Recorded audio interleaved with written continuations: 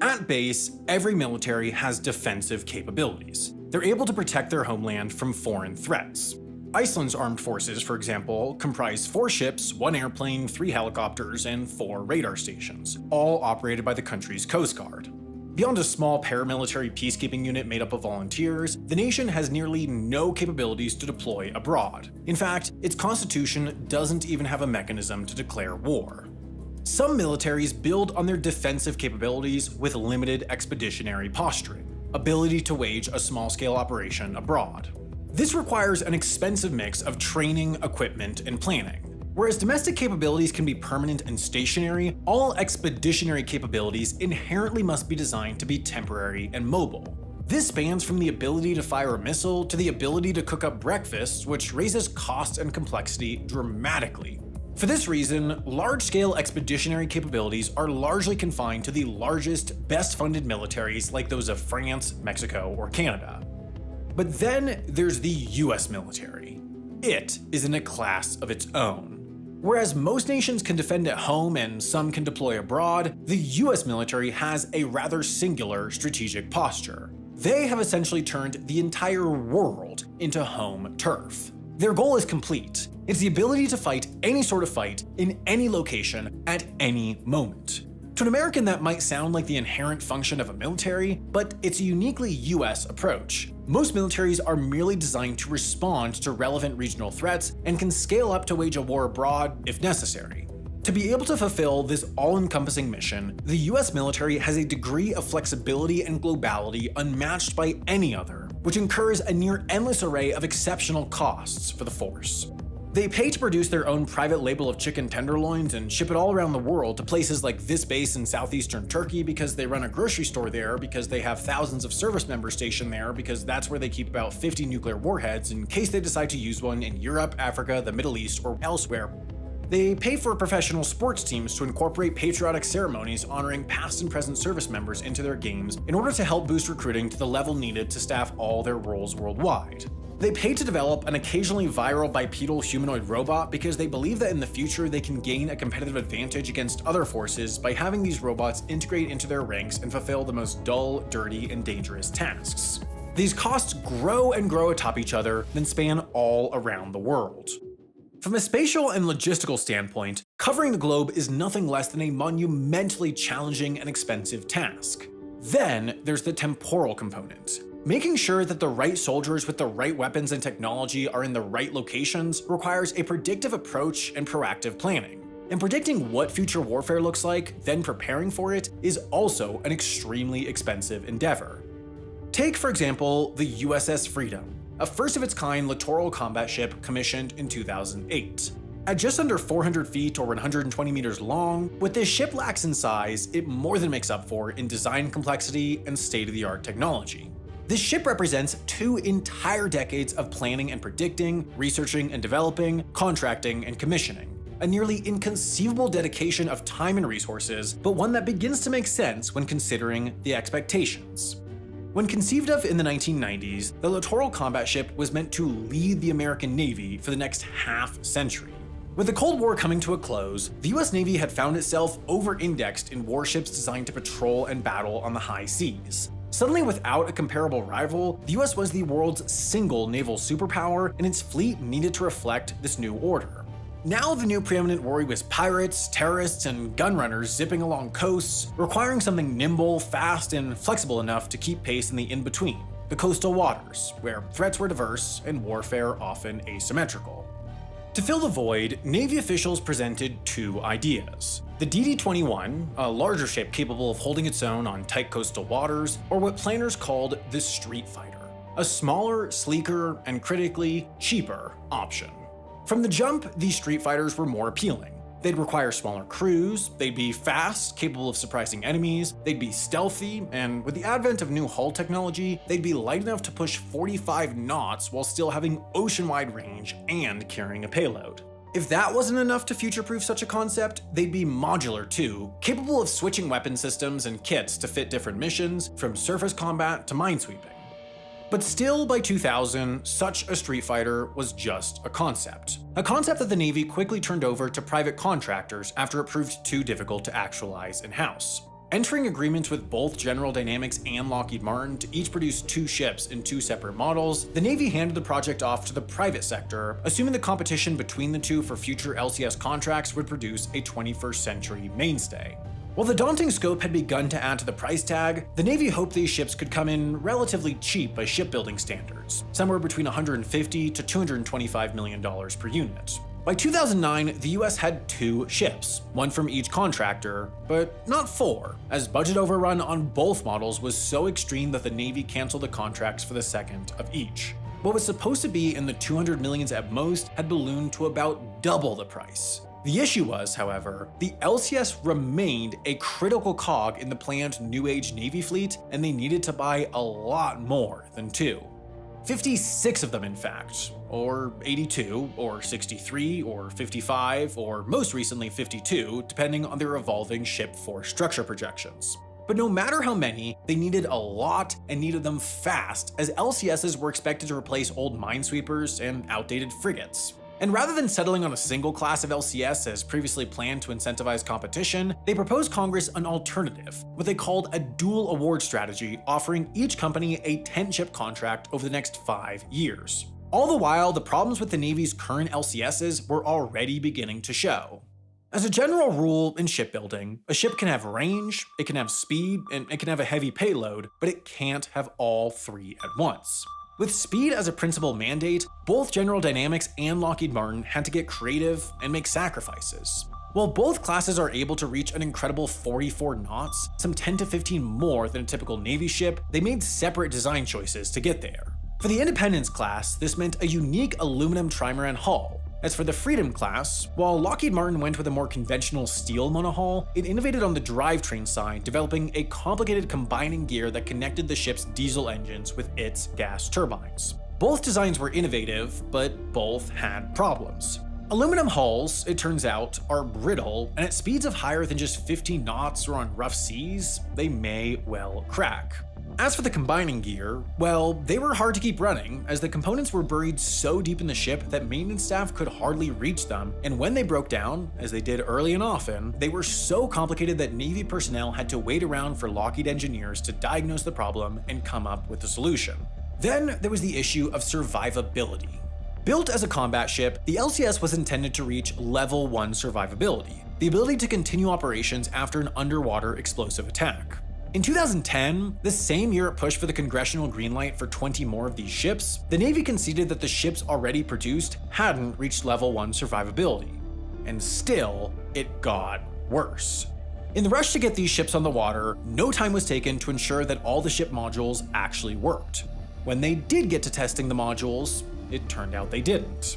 The anti-submarine warfare module proved unreliable because the ship itself is so loud that the towed sonar can't reliably pick up any other noise. Similarly, the Mine Countermeasures mission package, which relies on onboard sensors and an unmanned influence sweep system, has been plagued with delays, breakdowns, and a penchant for causing false alarms. What was supposed to be an endlessly customizable ship, capable for surface combat, submarine hunting, and minesweeping, has effectively been rendered just a gunship that can't take a hit. Regardless of these varying limitations, as of 2023, the US Navy has purchased 30 LCSs. They've broken down at sea, they've bumped into walls of the Panama Canal, they've spent a winter stuck in an iced-over St. Lawrence River, they've run a handful of minor missions, and they've averaged about $500 million per ship to build. For a ship that was supposed to be the future, the Littoral Combat Ship has proved nothing short of a disaster, a reality the Navy's finally begun to come to grips with by decommissioning or working towards decommissioning 9 of the vessels. The LCS, by all metrics, has failed to live up to its lofty billing, and it has failed publicly and expensively. But it's far from the only decades-long development project that's fallen on its face. Boeing Sikorsky won the contract to build the Comanche helicopter in 1991, but after a decade of work and $7 billion being poured into the project, only 2 prototypes ever actually left the ground. As for America's first stealth destroyer, the Zumwalt, its gun system has yet to prove the range it's promised, its missile system can't hit targets consistently, and its guided shells cost a prohibitive $800,000 per unit. With similarly high hopes as the LCS, the Zumwalt project was eventually cut after only 3 ships were built. Then, most famously, the F-35, the Joint Strike Fighter, adaptable, future-forward, state-of-the-art, has seen one technical glitch and one busted budget after the next for 2 whole decades, its cost ballooning to 89% over what was initially predicted. And the list goes on with countless other smaller, multi-billion-dollar projects. To a certain extent, such mistakes and miscalculations make sense when working to invent the future of warfare. Expensive swings and misses are part of the development process. But it wasn't always this way, and increasingly, it seems the swings have gotten bigger and the misses more frequent. When the Department of Defense wants a ship or a plane or a weapon system built, there's a select group of 5 companies it typically turns to: Lockheed Martin, Raytheon, Northrop Grumman, Boeing, and General Dynamics. Excluding Boeing, all these companies earn the majority of their revenue from US or allied military contracts, which only happen with the approval of the US. But even excluding foreign defense revenue, 71% of Lockheed Martin revenue, for example, comes from the US government. That translates to $47.5 billion a year. Put another way, Lockheed Martin is given more by the US government each year than NASA, a major government agency. In fact, if the defense contractor was a government agency, it'd be the 24th largest. It gets more money from the US government than the majority of government agencies. But unlike agencies, thanks to this business, Lockheed Martin profits nearly $1 billion a month. But war wasn't always such a profitable venture. Technology was what brought the private sector to battle. Whereas in centuries past, militaries were primarily defined by human might, the advent of airplanes marked perhaps the biggest instance yet of a non-military technology that could be used to gain a militaristic advantage. During and after World War I, a number of fledgling aerospace companies gained modest contracts with the US military, contributing to annual overall production counts in the dozens or hundreds. But then came World War II. Suddenly, the US and its allies needed as many planes as they could get, and with that, the US government started awarding colossal contracts to anyone who could build an aircraft. Lockheed, Goodyear, McDonnell, Douglas, Boeing, Hughes, Grumman, Northrop, Vought, Convair, and more. While all these companies had existed in some form prior, the war was, for all intents and purposes, what established them. McDonnell, for example, went from 15 employees to 5,000. Hughes went from 4 to 80,000. As a sum, whereas in the 6 years leading up to the war, the US built a mere 20,000 aircraft, during it, the country's manufacturers produced a massive 300,000. But then the war ended, and this was bad for business. Aircraft manufacturers immediately struggled. Some shifted towards civilian aviation, others refocused on auto manufacturing, others still consolidated, while the US government searched for contracts that could be used to keep this new industrial sector, which played no small part in the Allied victory, afloat. Rather quickly though, a new conflict emerged: the Cold War. In its early days, rumors arose that the Soviet Union had produced an inconceivable quantity of long-range bombers. As the world had now entered the nuclear age, this massively concerned American media, the public, and ultimately Congress. It was believed that their newfound enemy could straight up eradicate the US. In response, Eisenhower ordered an immediate ramp-up of American bomber production and agreed to a Lockheed proposal to develop the U-2 high-altitude surveillance aircraft. It would fly over the Soviet Union undetected, at least theoretically, and get a definitive answer to just how formidable their bomber fleet had become. The answer was not much. It was a mere fraction of what had been speculated, but Lockheed and other manufacturers had already cashed their checks, so the answer meant little to them. A near-identical story emerged just a few years later with missiles. The Soviets had launched Sputnik, and the Democrats of the era used the event to propagate a narrative that Eisenhower and his Republican Party were falling behind Soviet technological development. John F. Kennedy, in the run-up to the 1960 presidential election, latched on to inflated estimates of Soviet missile capabilities leaked from the Air Force and started to make the perceived imbalance a central part of his campaign. He argued that his political foes were ignoring this threat, and the American public believed him. Even after having received definitive evidence to refute this fact, he continued the rhetoric. It was just so useful politically, which contributed to an acceleration of US missile development. This was a much-needed windfall for US aerospace companies given the waning need for high-volume aircraft development. It was this very incident, in fact, that precipitated the first use of the phrase military-industrial complex in Eisenhower's farewell address, where he warned of the phenomenon's danger. The subsequent escalation of the Cold War kept the defense industry alive and kicked off an era of growth as US military spending started to consistently increase, but then the wall came down. With no more Cold War, the DoD warned contractors of massive cutbacks in spending. This kicked off a feeding frenzy of consolidation and acquisition as the industry prepared to weather what they believed would be the first sustained period of peace in their existence. Defense spending did decrease, but only slightly and only for a moment. 9/11 and the ensuing wars quickly returned the US to the historical trend of near perpetual spending build, and today, with these wars largely wrapped up, the new most popular justification for military spending is growing Chinese military might. Now, many of these supposed threats may be legitimate, but it's tough to know with confidence because the defense industry, its lobbyists, and politicians are incredibly effective at shaping public discourse. In fact, the vast majority of the top think tanks are funded, at least in part, by defense contractors. These same think tanks are what are used by politicians and the media as supposedly expert justification for funding to counter new emerging threats. Ignoring for the moment the more unknowable question of whether warmongering for the sake of defense industry profits is effective in practice, it's undeniable that the incentive structures are certainly there. But perhaps the best evidence for this phenomenon's influence is the fact that, inflation adjusted, today's military spending is approaching World War II levels despite no active US involvement in any major conflicts. Of course, one can still debate whether this level of spending is justified by the present geopolitical landscape, but what's undeniable is that taxpayers are getting less and less for their money. There was a time when defense spending had undeniably massive downstream effects. The US military was a major financial force behind the development of world-changing innovations like nuclear technology, GPS, and the internet. In fact, in the 1960s, a full third of the entire world's research and development funding came from US defense-related spending. But today, that share has shrunk to a mere 3%, and what was once perhaps the most innovative force in the world has become downright bad at it. The US auto industry, for example, has quickened its pace of development. It now gets a car to market faster. The US commercial aircraft industry has trended slightly slower, yet in the realm of military aircraft, something dramatic has occurred. What used to take 3 or 5 or 7 years now stretches into decades. A key part of the problem is that the government has taken the inefficiencies of the public sector and pushed them into the private sector where they can be profited upon.